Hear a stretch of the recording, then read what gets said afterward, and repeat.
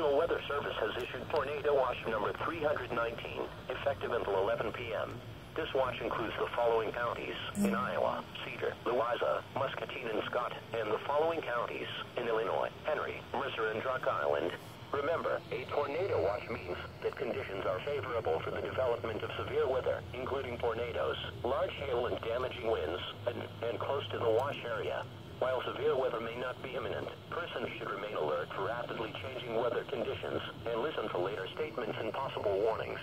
Stay tuned to NOAA Weather Radio, commercial radio and television outlets, or internet sources for the latest severe weather information.